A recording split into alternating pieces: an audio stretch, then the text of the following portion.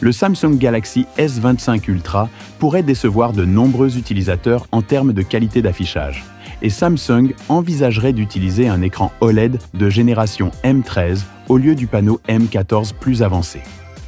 Bien que le Galaxy S25 Ultra promette de séduire les utilisateurs avec son design époustouflant et ses performances puissantes, grâce à la vitesse et à l'efficacité du chipset avancé Snapdragon 8 Lite, toutes les fonctionnalités ne seront pas à la hauteur des normes de pointe.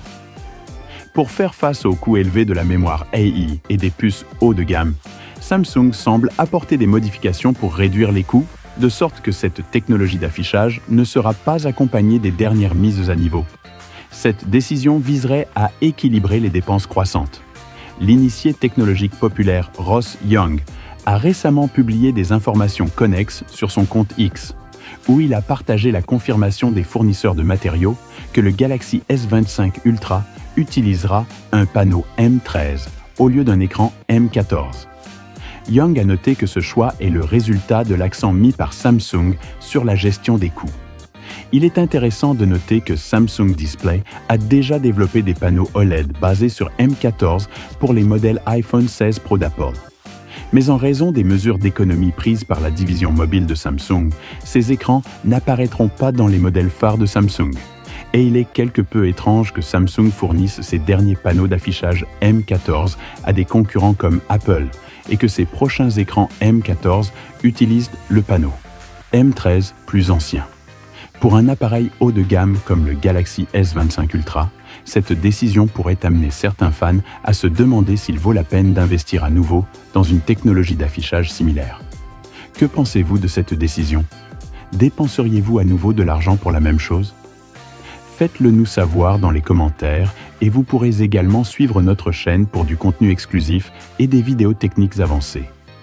De plus, Samsung investit massivement dans de nouveaux chipsets, une mémoire accrue et des composants pour prendre en charge les capacités d'IA.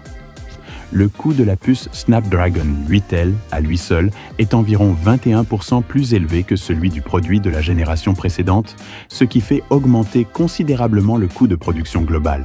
Et pour lutter contre ces coûts, Samsung a choisi de conserver la technologie d'affichage M13. Au lieu du M14, qui peut offrir une luminosité plus élevée, une durée de vie plus longue et une efficacité améliorée de 20 à 30%, bien que certaines sources, comme IC Universe, aient initialement spéculé que le Galaxy S25 Ultra utiliserait l'écran M14.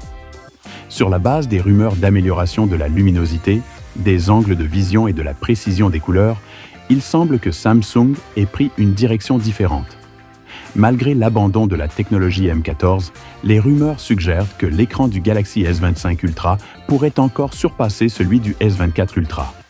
Quant à la manière dont cet objectif sera atteint, on ne sait toujours pas, et Samsung devrait lancer la série Galaxy S25 début 2025, c'est-à-dire vers janvier ou février.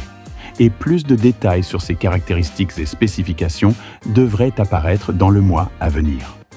Veuillez suivre notre chaîne pour connaître les dernières tendances technologiques.